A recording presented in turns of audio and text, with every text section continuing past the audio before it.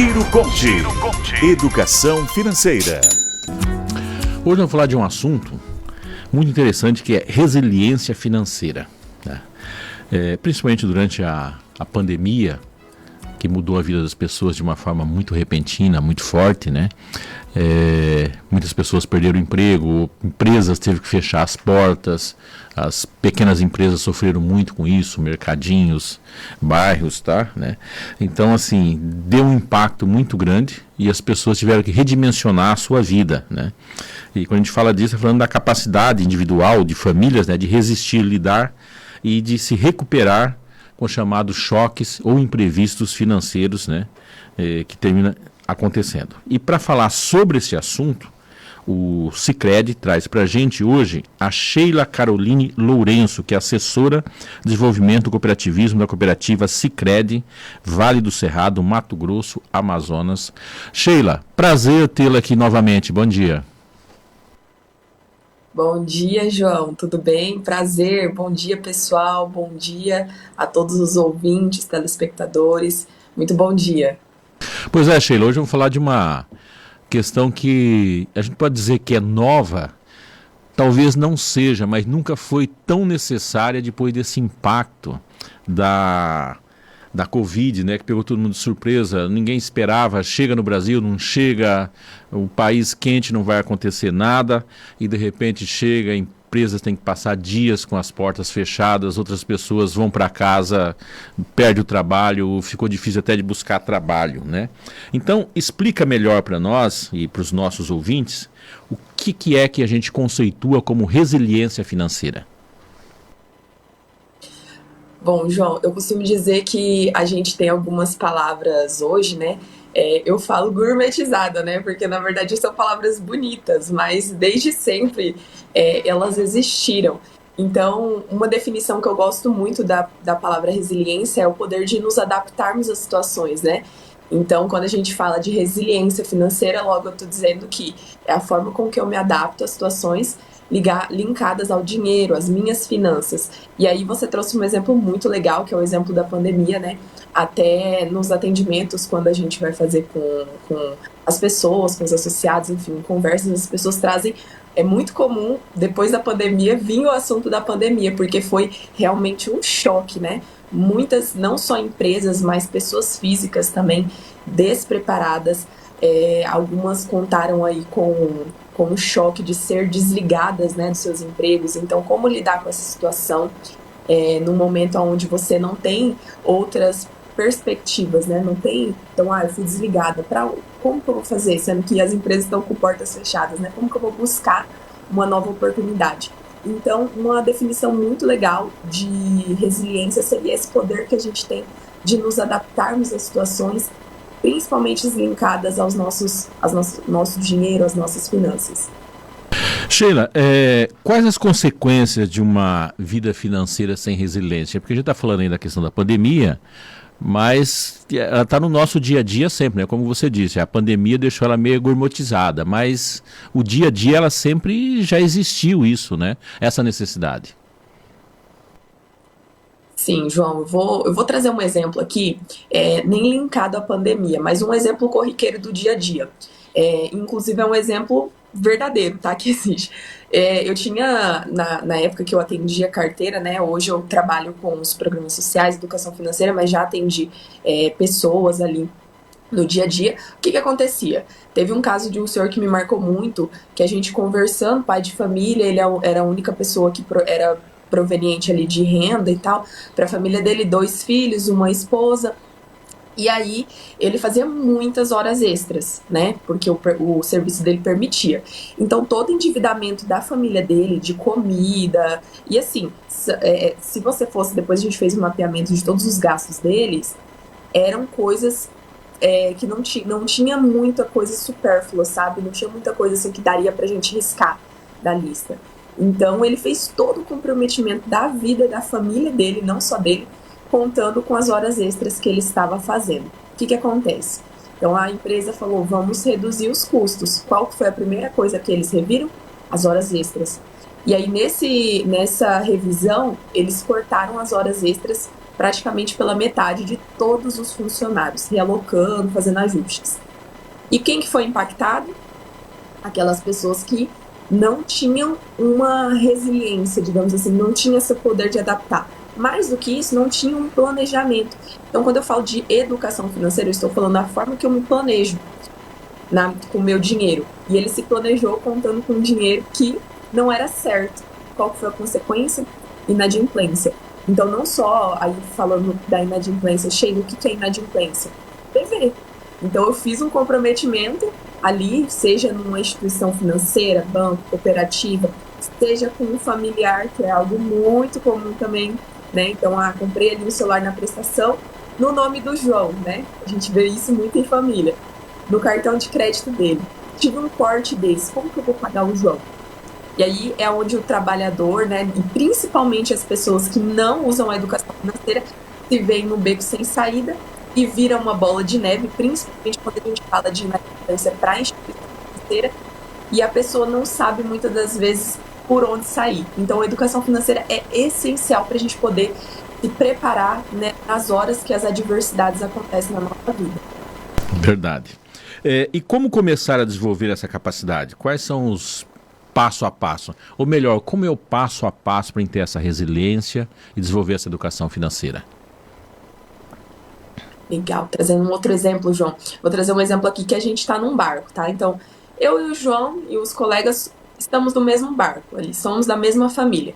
Qual que é o primeiro passo, né? Então, o primeiro passo é a gente traçar uma rota. Tá, qual que é o objetivo? Ó, nós estamos aqui no mesmo barco, todo mundo conversando em conjunto. E aí eu tô fazendo um exemplo aqui, trazendo um exemplo familiar. A gente precisa compartilhar com a nossa família. Qual que é o nosso objetivo? Nosso objetivo é viajar final do ano. Ok. Tá.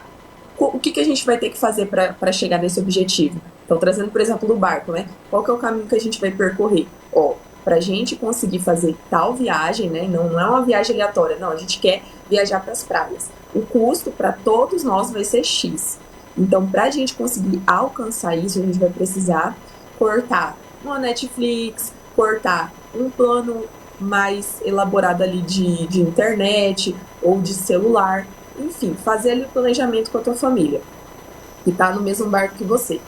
E aí, o que é o segredo também da gente poder se adaptar? É prever, ou pelo menos tentar prever, alguns obstáculos que podem acontecer. E aqui eu trago muito exemplo familiar, porque de verdade é onde a gente encontra mais dificuldade, principalmente na hora dessa conversa. Então, por exemplo, para quem é pai, ou até mesmo para quem está sozinho, uma situação de doença, a gente tem como prever? Não. Daqui a pouco você pode pegar um resfriado, tem, né, que ir no médico, se não tiver plano de saúde vai ter que pagar uma consulta particular, ou ir no público, enfim, vai ter um gasto. Mas eu tenho como me preparar, mesmo que for ali 50, 100 reais, 20 reais por mês, 10 reais por mês, já me ajuda. Um pneu furado, quer ver outro exemplo muito corriqueiro? Pessoas que têm carro ou moto, mas principalmente carro, não tem seguro. Tem uma colisão ali com o carro de outra pessoa. Ela não tem seguro, vai ter que pagar o carro dela, vai ter que pagar o carro da outra pessoa, e às vezes ela vai dar prioridade para o carro da outra pessoa, por óbvio, e o dela vai ficar como? E era o meio dela de trabalho. Então, entende? Quando a gente fala sobre essa parte da educação financeira, não é algo que é separado com resiliência. Na verdade, ele vem como um complemento para nos ajudar a alcançar os nossos objetivos, os nossos sonhos, as nossas metas. Então, o primeiro passo, eu diria, João, é traçar essa rota, conversar com todo mundo que está no barco, para verem a melhor opção e como se proteger dessas tempestades, digamos assim. Então, você está dizendo que existe uma relação direta entre educação financeira e resiliência financeira. Não dá para fazer uma coisa sem outra. Com certeza, não dá. E aí a gente falou muito aqui, principalmente sobre no tocante a consumo, né? Realizar sonhos, ali na parte do consumo. Mas a gente tem um outro lado também, uma outra via, que é o quê? Para aquelas pessoas que fazem investimento, por exemplo. Então, eu fiz um investimento, não sei se você já ouviu aquela frase assim, nunca colocar deixa eu lembrar aqui o termo, que era nunca colocar, depositar todas as suas chances ali numa caixinha só, né? Então a gente precisa o quê? Quando eu falo de investimento, eu vou colocar tudo numa poupança. Sheila, mas eu acho que é tão pouco o meu dinheiro não dá para diversificar, né? O pessoal fala diversificação de investimentos. Por quê? Para poder ter a resiliência, então se adaptar. Deu qualquer cenário ruim ali, alguma tempestade, eu tenho ali o meu dinheiro suado, que está guardado em várias caixinhas. E aí, quando a gente fala de diversificação, nós que somos, né, daqui a pouco leigos, você que está aí me ouvindo pode falar assim, não, mas eu não sei fazer isso. Acho muito difícil, esse negócio de ação não é comigo.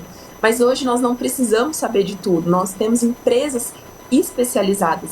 E aí, quando eu falo de empresa especializada, eu estou falando, por exemplo, do Sicredi. Então, o Sicredi hoje ele é uma cooperativa de crédito e também de investimento, onde a gente tem pessoas que trabalham apenas com isso, focadas, são especialistas, para poder diversificar esse nosso dinheiro. Por mais que a gente fale, mas é pouco, a gente consegue diversificar. E aí, nos traz uma outra questão que é o quê? Quando vir uma tempestade, eu tenho ali a resiliência de me adaptar e não ficar focado ali, eu perdi, eu não ganhei tudo aquilo que eu esperava, entendeu? Então, com certeza, a educação financeira, aí eu falaria, a resiliência é muito complicado nós termos se nós não tivermos uma boa educação financeira, João.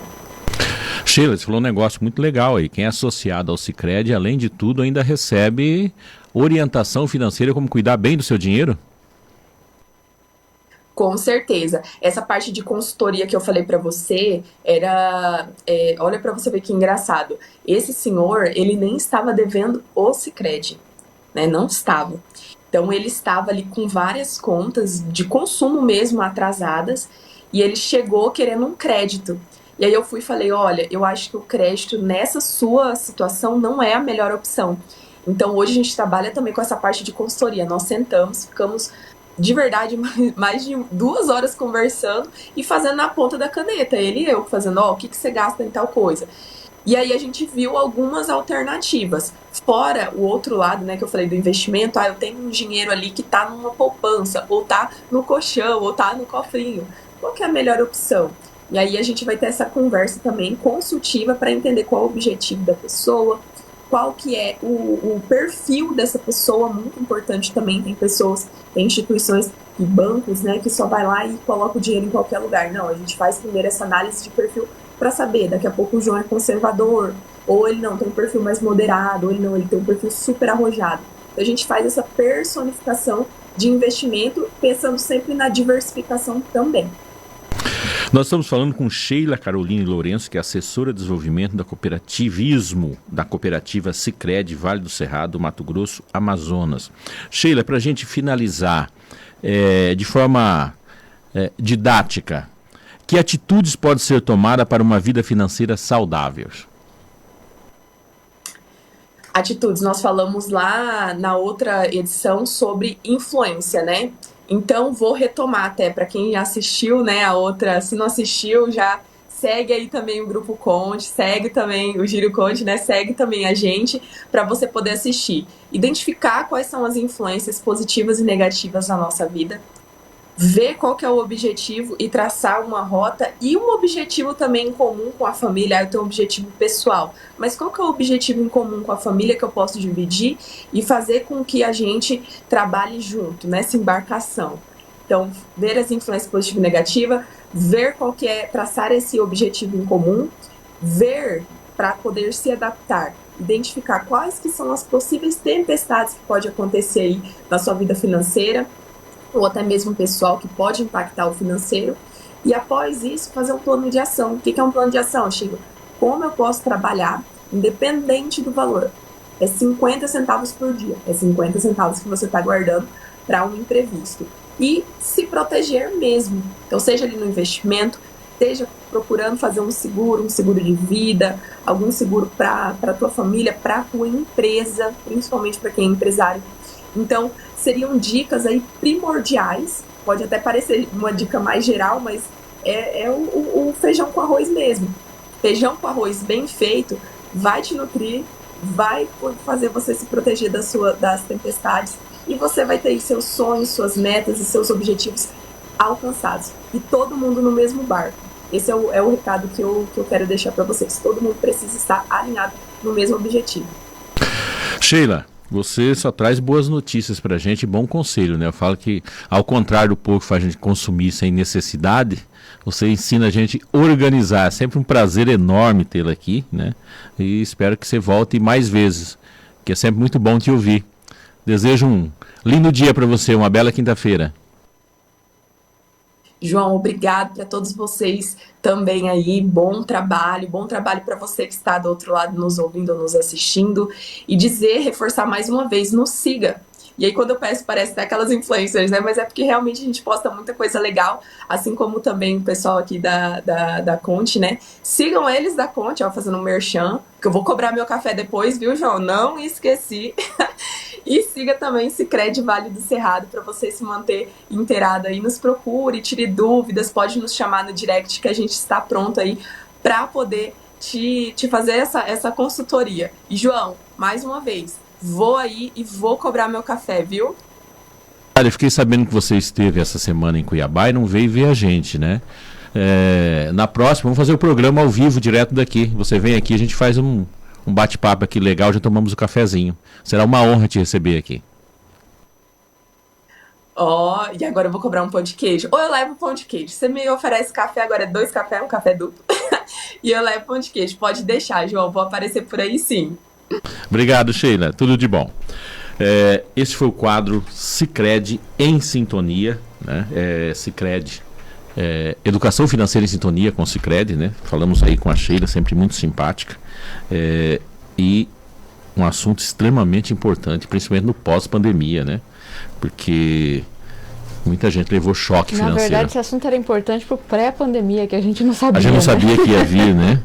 E extremamente útil, mas continua sendo útil, né?